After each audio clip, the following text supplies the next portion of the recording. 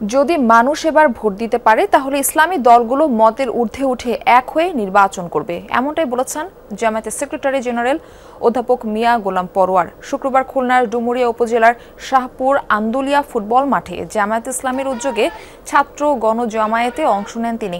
এ সময় মিয়া গোলাম পরোয়ার বলেন, আগামী নির্বাচনের মধ্য দিয়ে একটি নতুন বাংলাদেশের জন্ম হবে। যারা সৎ এবং দুর্নীতিকে প্রশ্রয় দেয় না, অধিকাংশ আসনে তারাই জয়লাভ করবে। অনুষ্ঠানে ডাকসুর ভিপি সাদিক কায়েম বলেন, কেউ যদি ফ্যাসিবাদের মতো আচরণ করতে চায় তার পরিণতি হাসিনার চেয়েও ভয়াবহ হবে। অধিকাংশ আসনে যদি আল্লাহওয়ালা সৎ লোক যারা আল্লাহকে ভয় করবে, একটা টাকা হারাম খাবে না, কিয়ামতের দিন আল্লাহর কাছে জবাব দিতে হবে।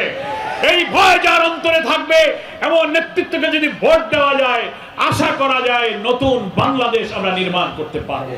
অন্তর্বর্তীকালীন সরকার, প্রশাসন এবং রাজনৈতিক দলগুলোকে অনুরোধ করব, আপনারা কেউ এইভাবে অবৈধভাবে ক্ষমতা দখল করার কোনো ধরনের পরিকল্পনা করবেন না।